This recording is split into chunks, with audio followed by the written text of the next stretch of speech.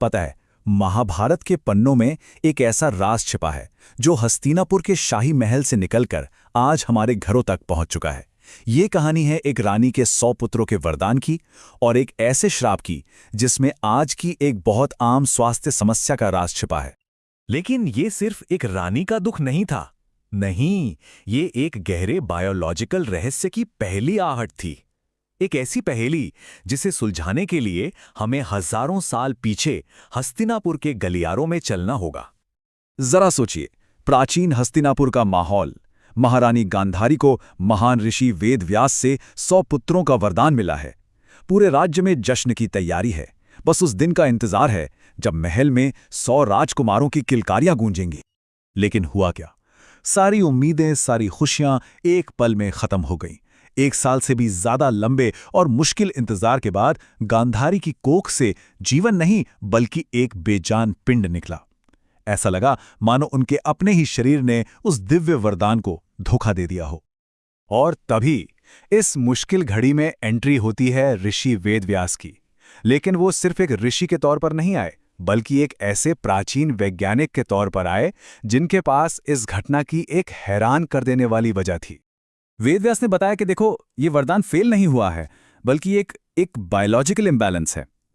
उन्होंने समझाया कि गांधारी के अंडाशय यानी ओवरीज हर महीने अंडे को ठीक से बड़ा नहीं कर पा रहे थे। इसके बजाय कई छोटे छोटे अधूरे बीज यानी सिस्ट बन रहे थे।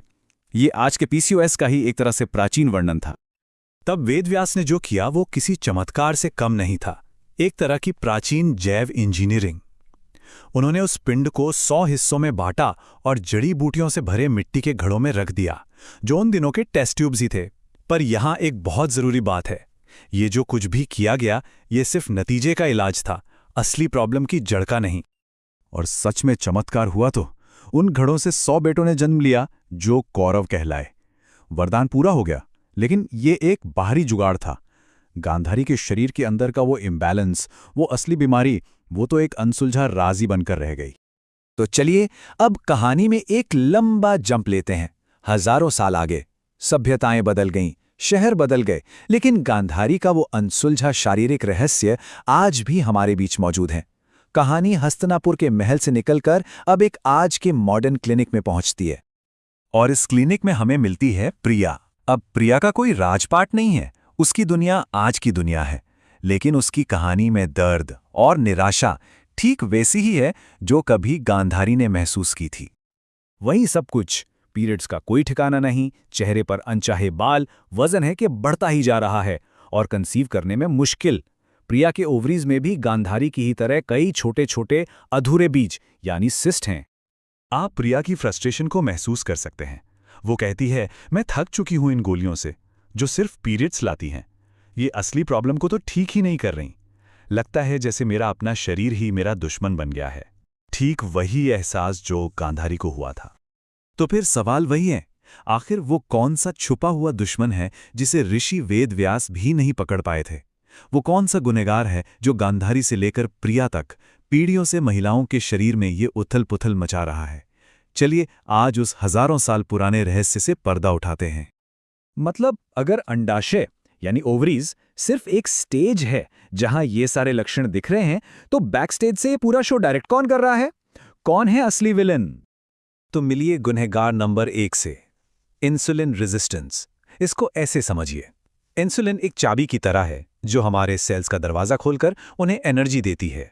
लेकिन जब सेल जिद्दी हो जाते हैं और इस चाबी के लिए दरवाजा नहीं खोलते, तो शरीर घबराकर और भी ज्यादा चाबियां यानी और ज्यादा इंसुलिन बनाने लगता है। और यही एक्स्ट्रा इंसुलिन शरीर में हार्मोन्स का एक तूफान खड़ा कर देता है। अब ये जो इंसुलिन का तूफान उठाया है ना, ये सीधा जाकर अंडाशय से टकराता है। ये बढ़ा हुआ इंसुलिन ओवरीज को ज्यादा मेल हार्मोन्स यानी एंड्रोजन बनाने का सिग्नल देता है, और यही बढ़ा हुआ एंड्रोजन अंडों को पूरी तरह से पकने ही नहीं देता। ठीक वही हुआ जो गांधारी के शरीर में हुआ था, बहुत सारे अधूरे बीज। और इस पूरी गड़बड़ी में आग में घी डालने का काम करता है हमारा तीसरा गुनहगार, कोर्टिसोल यानी स्ट्रेस हार्मोन। आज की भागदौड़ भरी जिंदगी का तनाव इंसुलिन रेजिस्टेंस को और भी बदतर बना देता है, और इस तरह ये तीनों गुनहगार मिलकर एक ऐसा चक्रव्यूह बना देते हैं जिससे बाहर निकलना लगभग नामुमकिन सा लगता है। तो क्या इस चक्रव्यूह से बाहर निकलने का कोई रास्ता है? बिल्कुल है, और जवाब किसी चमत्कार या जादुई वरदान में नहीं, बल्कि विज्ञान और हमारी अपनी लाइफस्टाइल में छिपा है, जैसा कि हेल्थ एजुकेटर शरद मिश्रा के काम में समझाया गया है। ये एक 3 स्टेप अप्रोच है जो सीधे इन तीनों गुनहगारों पर अटैक करता है। पहला, डाइट। अपनी प्लेट से चीनी और मैदे जैसी चीजें हटा दीजिए ताकि इंसुलिन का तूफान शांत हो। दूसरा, एक्सरसाइज। रोज 45 मिनट की तेज चाल या योग से अपने सेल्स के बंद दरवाजे खोलिए। और तीसरा, माइंडफुलनेस। रोज सिर्फ 10 मिनट का ध्यान करके स्ट्रेस हार्मोन कॉर्टिसोल को काबू में लाइए। और प्रिया ने यही किया। उसने कंट्रोल अपने हाथ में लिया, अपनी रसोई को अपनी दवा की दुकान बनाया, अपनी दिनचर्या को अपना इलाज और अपनी सोच को अपना सबसे बड़ा हथियार। अब वो लक्षणों से नहीं, बल्कि बीमारी के जड़ से लड़ रही थी। तो देखिए, एक तरफ थी गांधारी, जिन्हें एक बाहरी चमत्कार से 100 बेटे मिले, और दूसरी तरफ है प्रिया, जिसने अपने शरीर को समझकर अपनी मेहनत से सिर्फ एक लेकिन अपना प्राकृतिक चमत्कार हासिल किया। प्रिया के शब्दों में कहें तो वो 100 बेटे एक वरदान थे, पर ये मेरा अपना कमाया हुआ चमत्कार है। ये सिर्फ एक बच्चे का जन्म नहीं था, ये उसके अपने स्वास्थ्य का, उसकी अपनी ताकत का पुनर्जन्म था। तो कहानी का सार क्या है? यही कि असली समाधान किसी प्राचीन वरदान या मॉडर्न गोली में नहीं है, वो हमारी अपनी रसोई में है, हमारे कदमों में है और हमारे मन की शांति में है। तो देखिए, गांधारी की कहानी का असली सबक ये नहीं कि उन्हें श्राप मिला था। सबक ये है कि पीसीओएस कोई श्राप नहीं है, ये तो शरीर का एक सिग्नल है, एक अलार्म है जो हमें अपनी लाइफस्टाइल पर ध्यान देने के लिए कह रहा है। सवाल बस इतना है कि क्या हम सब इसे सुनने के लिए तैयार हैं?